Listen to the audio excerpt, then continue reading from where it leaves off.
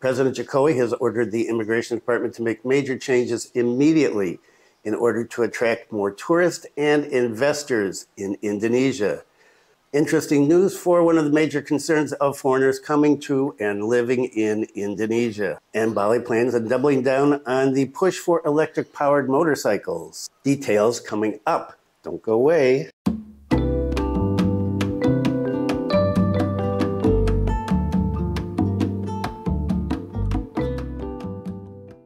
Selamat pagi. Welcome to the latest news from Bali and Indonesia. This is September 12th. And my name is Bruce. What's the weather like today? It is hot already. It is 9:30 in the morning and it is 30 degrees Celsius exactly. And humidity is 64%. Wind speed 10.4 kilometers per hour. A little hazy, a little cloudy, but beautiful as usual up here in Buleng, but very, very dry. And I hope wherever you are, you're having good weather as well. And if you're coming to Bali, look for some good weather here. And before we get started, a word of caution. If you are coming here and you don't know about this, or if you are living here and you do know about this, tomcats. No, it's not the old cartoon. Tomcats are a bug, sort of like an ant. You can see right here, they're related to the rove beetle, and they carry a very powerful blistering chemical in their bodies. And, well, they don't bite and they don't sting, although most people say, I was stung by or I was bitten by. You touch them. All you have to do is touch them or something that they've come in contact with, and you get these really painful blisters. And if you touch them, you can spread them all over, and that's what I've done. So I've not been keeping up on correspondence here and replying to comments because I've been in bed for the last 3 days. This has been very painful. Is there medicine? Yeah, you can go to a doctor, you can go to a pharmacy, you can get hydrocortisone or a couple of other creams. They don't really work for me, so you just have to tough it out. And, well, I'm just about done. I still have a little, so I'm wearing a very loose shirt today, so that it doesn't rub against these blisters. Watch out for tomcats if you're here. Don't touch them. Shoo them away. Let's take a look at numbers, and really good news on numbers, even though, remember, it is Monday. Numbers are always lower on Monday. Still, national new cases, 1,939. National recoveries, 2,725. National deaths, 13. Bali new cases down to 29. Bali recoveries 42 and Bali deaths 2. Good number if we continue to go down, and that is great news. And even better, weekly positivity rate is down to 8.14% for the last week. So let's get in and get going because got a lot here today. The first main story, Jokowi orders immigration to change totally, threatens to change Director General. President is not happy. President Jokowi has instructed ministers to completely revamp Indonesia's immigration system, which he considers old style and prevents investors and tourists from entering the country. The president made these remarks during a meeting on visas on arrival in limited stay permit cards, KITAS, the other day at the palace. The president said many investors and tourists complained to him that it was very difficult to get a residence permit in Indonesia. According to Pak Jokowi, they said the immigration system was still very regulated and controlled. Therefore, he hopes it can be changed in any way. If necessary, all ranks such as Director General, the top, and all of his subordinates will be replaced with new people. He said it must change completely. If necessary, the Director General will be replaced, everything underneath will be replaced, so that we understand that we want to change. If we want investment to come, tourists to come, it must be changed. The president noted that the arrival of foreign investors and tourists into the country greatly contribute to the economy, and that in developed countries, these kind of services, immigration services, are very fast and easy. And he wants to see the same thing here. Okay, easier said than done. And here is a story addressing this issue. 3 Indonesian immigration problems that make Jokowi threaten to change Director General. A public policy observer revealed a number of immigration problems in Indonesia today. KITAS management problem, number 1. He said that the president is angry because immigration has never changed. People want permission to make KITAS and visas on arrival and so on, and no changes have ever been done, according to public policy analyst Agus Prambagio. He said processing immigration documents such as visas and kitas still make foreigners have to meet people, oh, God forbid, and has the potential to cause problems. He said the point is we still have to meet people, and the point is they are still very corrupt transactions.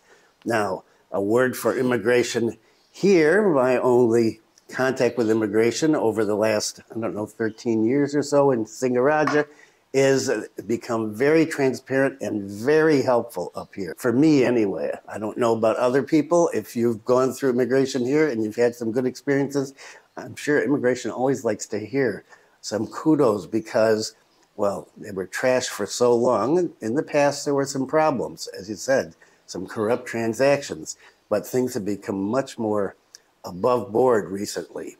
Still, lots of room for changes. Ago said in the case of kitas, the preparation of documents is often used as an opportunity by brokers. He said the requirements and the length of time becomes a source for brokers to come in and make some money. And, well, everybody that's used brokers knows you got to pay extra. And how much?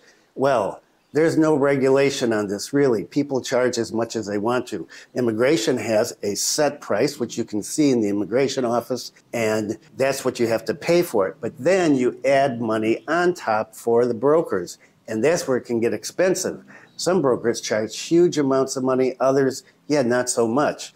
And, well, there are some problems with brokers who, let's say, don't do their job, what they've promised the foreigners who are using their services. Meanwhile, Trisakti University public policy observer Trubus Rahadiansa said that law enforcement related to kitas is still not working in the field. He gave an example of a case in Cikarang in Jawa, where a number of foreigners have been known to live there for a long time without renewing their kitases. He said the sanctions for this are light, and there are many violations committed by foreigners. So he said it's not just immigration, it's immigration and foreigners. He said in the case of the government, immigration division is still not transparent and still not accountable.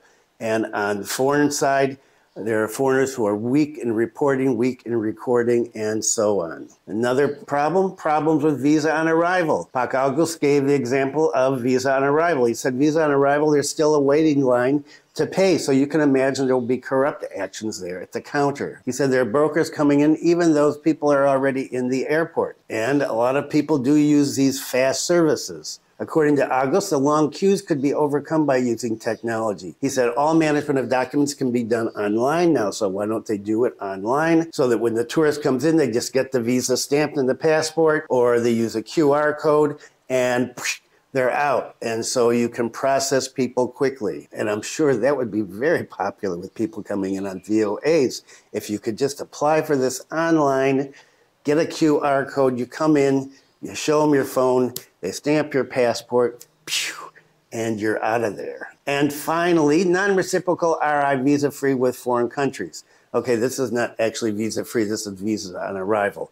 And so Pak August said another problem was that the visa-free Republic Indonesia is not reciprocated. So we have all the countries that can come in here now and they can get a visa on arrival. But he said this is not happening everywhere. He said, what does it mean? If we give Japan visas on arrival, or he said visa-free, then Japan should also give Indonesians the same thing. He said that the visa-free issue must be taken care of immediately.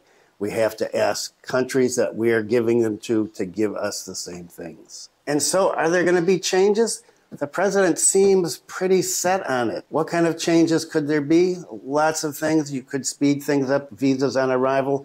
You get the visa on arrival. Now you could have a free visa on arrival, for example, for 30 days. You just show up, you get 30 days for free, no paying. You could have a longer 2-month visa on arrival where you pay, but you pay for the 2 months right there. And then, of course, there are the 180-day visas, and there is the second home visas, and there's the mythical digital nomad visa. So there's a lot of stuff that's been talked about that hasn't been taken care of, and Pak Jokowi wants to see all this stuff moving. Will that happen? We'll just have to wait and see. And what about electric vehicles? Bali is big on this, right? Bali wants to go green. The governor has been talking about this for a long time now. Bali to set special lanes for electric motorcycles in tourist site areas. So Bali provincial government preparing special lanes for electric motorcycles in the tourist areas, but they're not saying where yet. Of course not. Bali Chief of Manpower, Energy and Mineral Resource Department, Ida Bagus Ngurah Arda, confirmed the news. He said the Transportation Department knows better where the exact locations are. He said the plan to build special lanes for electric motorcycles is true. He predicted, where's the magic ball, that the plan to provide special lanes will increase the use of electric motorcycles in Bali, and this will meet the vision of the local government in realizing clean air. He said, we're optimistic since there's no need to use fuel and it's environmentally friendly. There's no need to worry anymore and there's no need to think about it. Even though the fuel prices rise, it will be more economical. Maintenance and spare parts will be more simple compared to the conventional motorbike. I don't know. People that have electric motorbikes, service easy, parts easy, leave a comment, please. He viewed this as the right reason for people to shift to electric vehicles in the near future, considering the limited fuel sources and that the prices keep rising. And so this will be interesting. How are they going to set up special lanes for electric motorbikes? I don't know. Wow, this kind of baffles me. So we'll keep up on this story and see what happens. And more on electric vehicles. Indonesia's new capital to have electric charging lanes task force. Wow, Indonesia is going like ultra modern. The new capital city of Indonesia, or IKN Nusantara, will reportedly adopt an electric charging lane system. This technology will allow the roads to charge electric vehicles as they drive. Now, I've heard about this before, but I haven't seen it in use anywhere. Anybody know where they're actually using these and how they work? According to an IKN Infrastructure Development Task Force official, he said, because in IKN we talk about electric powered vehicles, there will be no vehicles using fossil fuels. Whoa. He explained that the electric charging lane system has been implemented in a number of countries and many have conducted trials. The technology allows road infrastructure to charge electric car batteries while passing the road. IKN Nusantara will adopt many smart and sustainable technologies, he said. President Jokowi has stated that only electrified vehicles are allowed to operate in the new capital in order to keep the environment free from pollution. People who like to ride a car, especially ones that use fossil fuel, don't move to the new capital. The Land Transportation Director General of the Transportation Ministry, Budi Setiadi, said that IKN Nusantara will also use autonomous cars as means of transportation. The government will restrict the use of private vehicles. At present, the government is still making some preparations, such as the infrastructure development budget and revision of the traffic law. Future is coming. Pak Jokowi is really working on his legacy here. What have he got? He's got the G20. He's got his push for green. He's got the new capital. He's trying to be a broker in the problems of the world. A lot of stuff the president has to do in the less than 2 years he's got left. And what about G20? It's getting closer and closer. Only 2 more months away. Ngurah Airport renovation completed in October. As the main gateway for the entry of delegates to the G20 Summit, the progress of the beautification and revitalization of the airport continues to be accelerated. Currently, progress has reached 73.8% and is targeted to be completed by the end of October. According to the general manager of the airport, the revitalization and beautification work at the airport has taken 157 days and is targeted to be completed in a maximum of 53 days. So it's estimated that work will be finished on October 20th. The revitalization and beautification of the airport includes updating and changing the appearance of the International Terminal, General Aviation Terminal, and the VVIP building. For work at the International Terminal, there's a replacement of the carpet floor into a vinyl floor, as well as addition of rattan ornaments on the columns or pillars of the building. In addition, there are artworks that tell the story of Balinese culture at a number of points. The budget for the revitalization and beautification of the airport comes from the company's internal funding sources. And this story is not really G20, but more changes coming to Bali. And I talked about the Jagat Kerthi Bali toll road that goes from Gilimanuk to Mengwi. Well, the first stone was laid the other day, and it is targeted to be operational by 2025. 3 years, less than 3 years. This hope was expressed by PUPR Minister Basuki during the laying of the first stone. What is PUPR? That's the Ministry of Public Works and Public Housing. Minister Basuki said, I asked for the 96.21 kilometer toll road to be completed immediately because this is a need for the community. The minister said that the plan was originally to get done by 2028, but that's too long. They need the infrastructure so that they can go along with planned projects such as a botanical garden or a golf course. When the governor heard this, he conveyed directly to the chief executive of the toll road to work extra hard to complete the infrastructure connecting the three regencies. What three regencies? Jembrana, Tabanan, and Badung. This toll road will be the main access for public transportation, four wheels, two wheels, and even bicycles going from Gili Manuk down to Denpasar to Mengwi. Details are that the 96.21 kilometer toll road will pass through 3 districts, 13 sub-districts, and 58 villages with an estimated cost of 24 trillion rupiah. The governor said, I've given directions to all officials not to play games in this work process, especially officials in the Jembrana, Tabanan, and Badung regencies.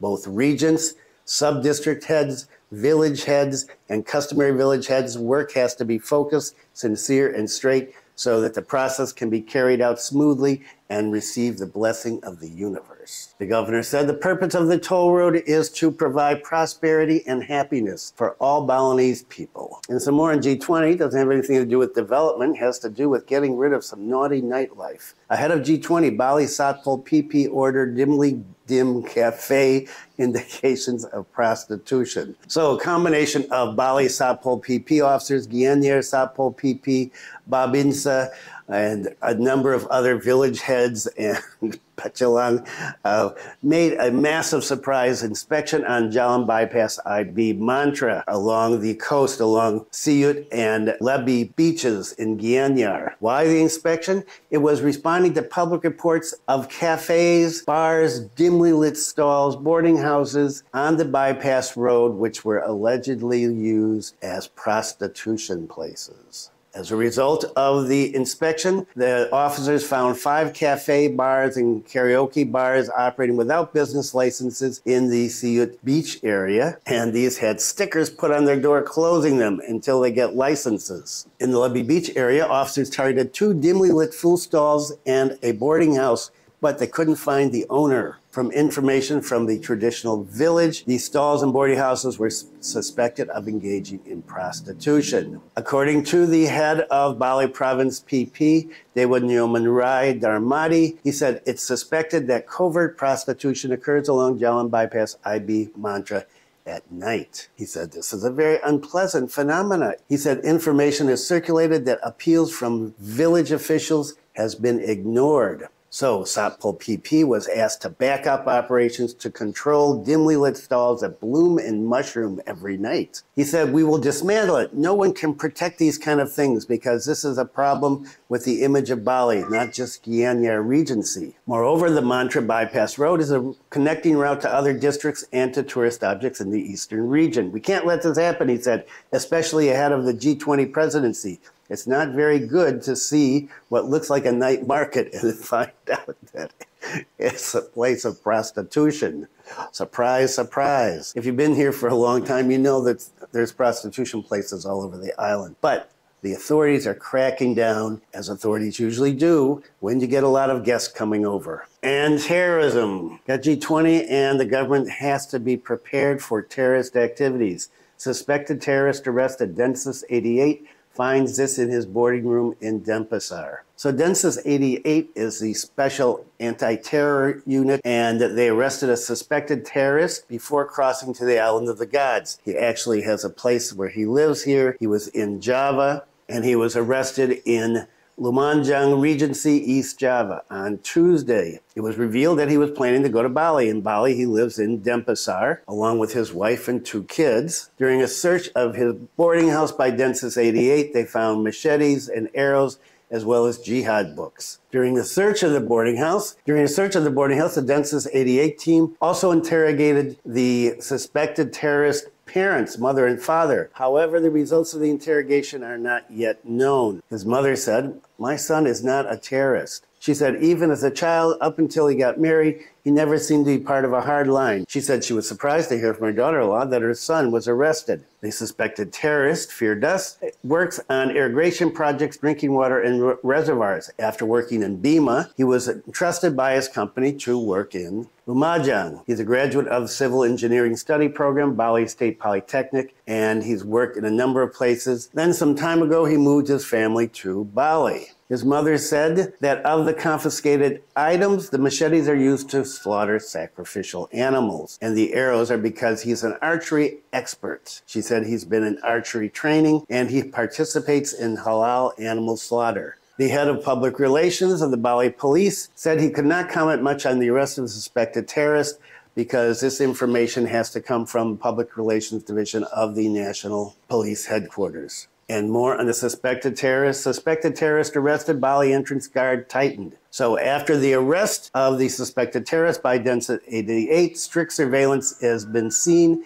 at entrances to the island of Bali. Jembrana Police Chief E. Dewa Gede Juliana said, related to the arrest of the suspected terrorist, that Gilimanuk port is being tightened for routine activities, and this is being done by the Gilimanuk Port Area Police and Jembrana Police. Regarding the entrance, Gilimanuk is the entrance that is addressed. We will continue to carry out regular checks, he said. Security at Gilimanuk Harbor is not only related to current issues, security is also related to the implementation of the G20 international event being held here. And so things are going to tighten up, especially at the ports. The police chief said it's necessary for the participation of the community by providing information to the police regarding their suspected security situations. And that is it for today. There is a new cooking video up here, and you can see we're making udang goreng in butter sauce. Wow, it is so good, so good. If you are a person that loves udang, take a look at this video. It's very easy to make, takes about 20 minutes, very cheap. Thanks for viewing. Be kind to someone today, stay safe, and I will see you on Wednesday.